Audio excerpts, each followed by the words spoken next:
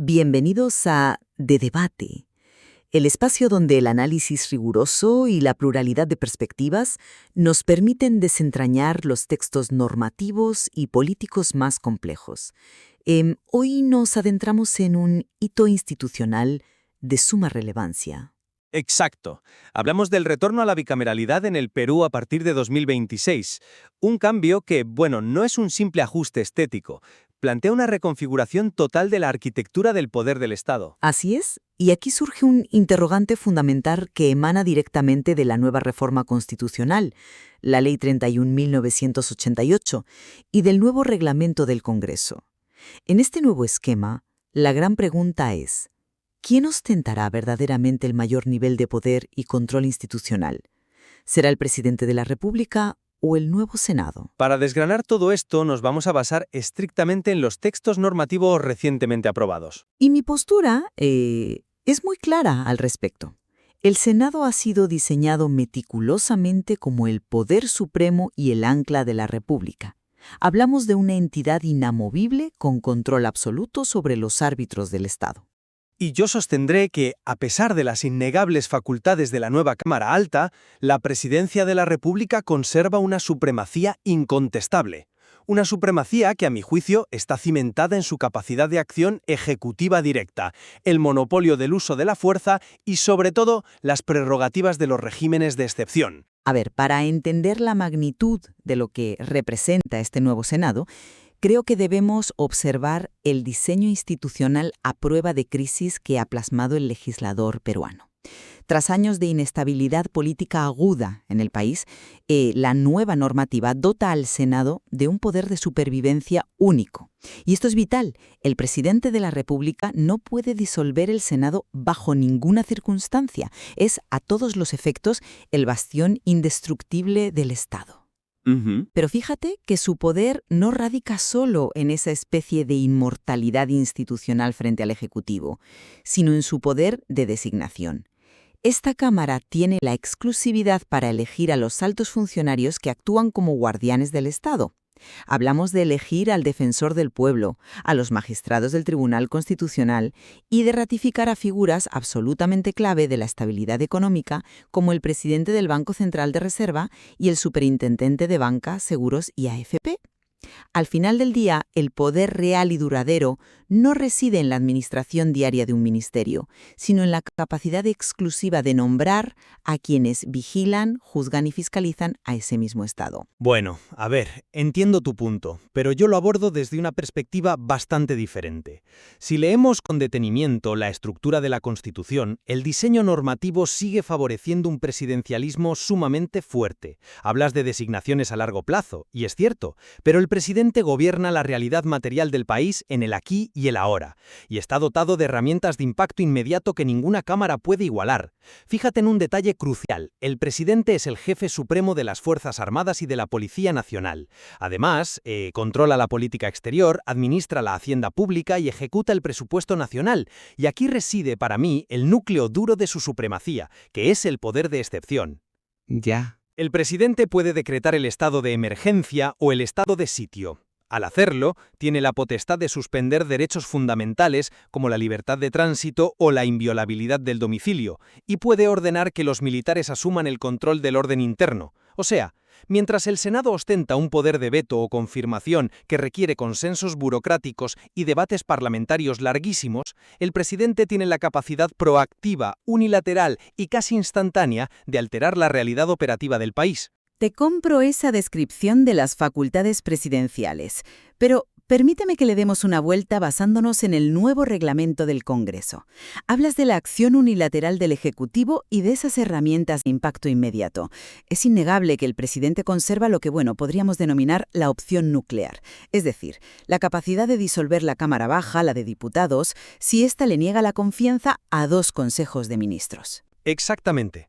Y no olvidemos lo que ocurre durante ese interregno parlamentario. Cuando el presidente disuelve a los diputados, pasa a legislar mediante decretos de urgencia. Hombre, ese es un poder devastador. Imagínate el escenario. Disolver la Cámara de Representación Política por excelencia y gobernar por decreto. Le otorga al Ejecutivo una ventana de control casi absoluto sobre el marco legal del país, sin la interferencia molesta del debate legislativo cotidiano. Durante esos meses, el presidente hace y deshace. Sí, pero ahí estás omitiendo el contrapeso exacto que la nueva normativa ha introducido, y es un detalle que lo cambia todo. En el sistema anterior, el presidente se quedaba solo frente a una comisión permanente muy reducida. Ahora, si el Ejecutivo pulsa ese botón rojo y fulmina a los diputados, el Senado no solo queda intacto, sino que asume automáticamente la representación total del poder legislativo. El presidente del Senado pasa a ser el presidente del Congreso. Claro, asume la representación, pero... Más aún, la norma establece que es el Senado, operando a través de una comisión permanente ahora fortalecida y liderada por senadores de peso, la que recibe, examina y puede echar por tierra esos decretos de urgencia. El Senado se erige entonces como un verdadero escudo antimisiles. El presidente puede fulminar a los diputados, claro, pero se estrellará inevitablemente contra un Senado inamovible que tiene la facultad de revisar y revertir sus decisiones de urgencia en tiempo real. A ver, no lo veo tan claro, sinceramente. No me termina de encajar ese argumento de la omnipotencia senatorial durante la disolución. Déjame plantearte por qué. Es cierto que el Senado no desaparece, eso es un hecho objetivo, pero su rol durante un interregno es puramente de contención, no de iniciativa. En una crisis de esa magnitud, el Ejecutivo legisla activamente, dicta los decretos de urgencia que entran en vigor de manera inmediata para resolver materias económicas y financieras. Está modificando la realidad jurídica y material en tiempo real. El Senado examina y, en su caso, eleva al Pleno una vez que éste pueda actuar con todas sus facultades. Pero la dinámica sigue siendo de acción inmediata por parte del Ejecutivo y revisión por parte del Senado. En una crisis política profunda, el motor de la gobernabilidad y de la supervivencia del Estado reside en el Palacio de Gobierno, no en el hemiciclo del Senado. El presidente marca el ritmo. Es una forma muy interesante de verlo, plantearlo como una carrera entre la acción ejecutiva y la revisión parlamentaria. Sin embargo, yo estoy segura de que el control del aparato estatal no se puede medir únicamente en momentos de crisis aguda o de disolución. Las crisis son, por definición, excepcionales. La estructura de poder se mide en el largo plazo, en la normalidad institucional. Y eso nos lleva al segundo gran punto de fricción que quiero que exploremos, que es el control institucional mediante los nombramientos. Imagínate el poder que concentran estos 60 senadores. Tienen en sus manos el diseño de la cúpula entera del Estado. Designan al Contralor General de la República, tienen la facultad de ratificar al Superintendente de Banca y Seguros. Estamos hablando de los entes que pueden auditar hasta el último céntimo del presupuesto que maneja el presidente y de los organismos que supervisan todo el sistema financiero nacional. Por no hablar del Tribunal Constitucional. Lero, el Tribunal Constitucional siempre es la joya de la corona en estos debates. Totalmente. Y quien tiene la potestad de configurar el máximo intérprete de la Constitución ostenta indiscutiblemente el poder definitivo. Piénsalo así. Un presidente dura 5 años en el cargo, a veces menos, dada la volatilidad política reciente, pero la jurisprudencia de un tribunal constitucional moldeado íntegramente por el Senado va a definir las reglas del juego del Estado durante décadas. Es la diferencia entre mover las piezas en el tablero de ajedrez y ser el que diseña las reglas del juego. Hombre, eso suena impecable sobre el papel, pero fíjate en un matiz normativo que tira un poco por tierra esa supuesta hegemonía senatorial. ¿Has considerado de dónde provienen esas propuestas de designación? Detengámonos en los textos que estamos analizando. Es verdad que el Senado designa al Contralor General, pero la Constitución es explícita. Lo designa el Parlamento, sí, pero a propuesta del Poder Ejecutivo. El Senado no puede inventarse un candidato de la nada, ni sacar un nombre de la chistera. Está atado a la propuesta que le envía el presidente. ¿Pero la ratificación no es un mero trámite? Permíteme terminar con el ejemplo del Banco Central, que es aún más ilustrativo. La estabilidad macroeconómica de la que hablabas depende del directorio del Banco Central de Reserva, que tiene 7 miembros. Pues bien, el Poder Ejecutivo designa directamente a 4 de ellos, incluyendo al presidente del banco. El Senado elige a los 3 restantes y se limita a ratificar al presidente propuesto por el Ejecutivo.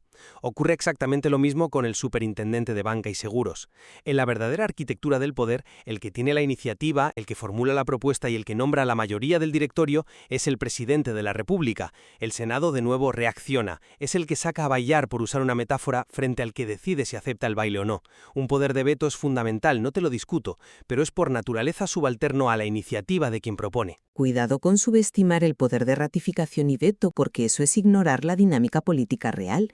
Que el Ejecutivo proponga no obliga al Senado a agachar la cabeza y aceptar. Al contrario, esta necesidad de ratificación obliga al presidente a negociar y ceder ante las prioridades políticas de la Cámara Alta.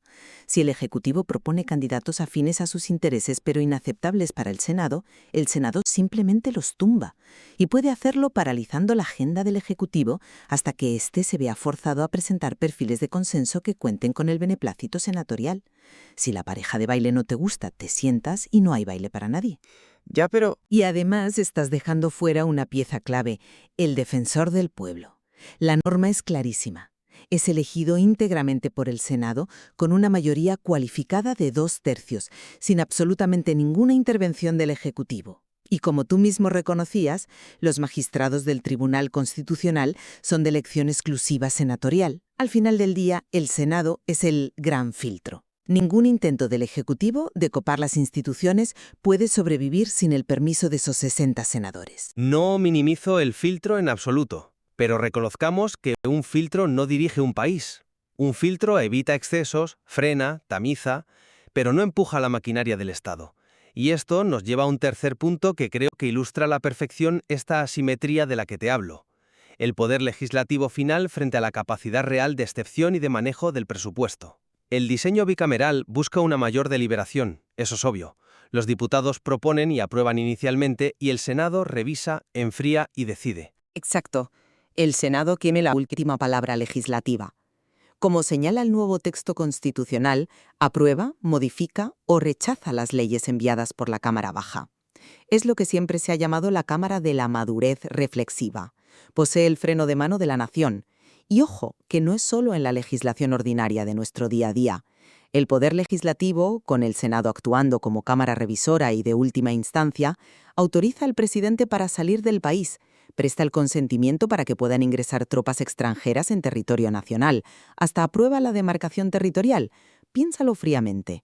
¿Cómo podemos calificar de supremo a un poder ejecutivo que literalmente tiene que pedir permiso al Congreso para poder subirse a un avión y abandonar el país en viaje oficial? Porque ese permiso de viaje es un procedimiento de control político tradicional, casi simbólico, no es gestión ejecutiva pura y dura. Estás cuestionando la supremacía del Ejecutivo basándote en la burocracia legislativa ordinaria, pero te dejas en el tintero el poder de observación, lo que conocemos como el veto presidencial. Una vez que la Cámara de Diputados y el Senado se han puesto de acuerdo, han modificado textos, han sudado tinta y han aprobado una ley tras meses de debates interminables, el presidente recibe ese papel y puede observarlo. Y para que el Parlamento pueda insistir en esa ley y forzar su aprobación, necesita el voto de más de la mitad del número legal de miembros de cada Cámara. El presidente tiene la capacidad operativa de bloquear o al menos retrasar y complicar enormemente la voluntad legislativa. Sí, pero fíjate que la insistencia legislativa supera ese veto. Si el Senado y los diputados se plantan y logran esa mayoría absoluta, la ley se promulga, le guste o no le guste a Palacio de Gobierno. La norma es taxativa. Reconsiderada la ley por el Congreso, su presidente la promulga. El poder del Ejecutivo ahí se agota por completo. Choca contra un muro. Se agota en el trámite ordinario de una ley, te lo concedo. Pero la verdadera prueba de fuego del poder estatal, donde se ve quién manda realmente, no se da en el trámite burocrático de una ley sobre demarcación territorial. Se da en las situaciones de crisis sistémica. Y vuelvo a mi argumento central sobre la capacidad de excepción, porque a la hora de la verdad, la dinámica cambia radicalmente. En situaciones límite, esa supuesta supremacía senatorial palidece ante las facultades presidenciales. La Constitución otorga al presidente la responsabilidad ineludible de adoptar las medidas necesarias para la defensa de la República. La capacidad de ordenar el despliegue militar supera ampliamente cualquier revisión en un papel en el hemiciclo.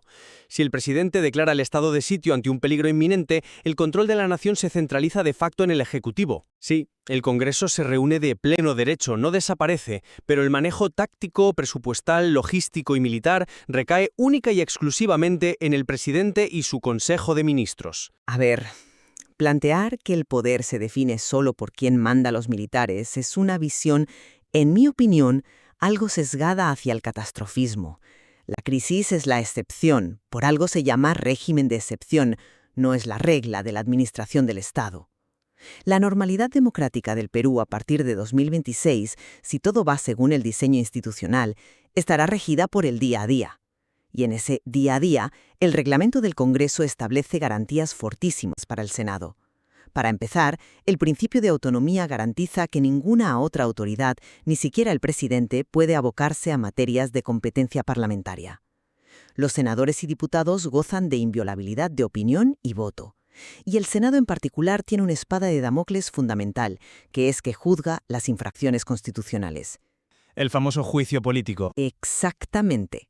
La normativa delega en la Comisión Permanente la facultad de acusar al mismísimo presidente de la República, y es el Senado quien juzga. El Poder Legislativo retiene la llave maestra para destituir al jefe de Estado por infracción a la Constitución. Ese es el poder supremo, sin lugar a dudas, la capacidad legal y procedimental de juzgar y remover de su cargo a la cabeza del otro poder. Un presidente puede movilizar tropas, pero el Senado puede quitarle la banda presidencial si se salta la legalidad. El juicio político es una herramienta poderosísima, sin duda, pero seamos realistas respecto a su aplicabilidad práctica.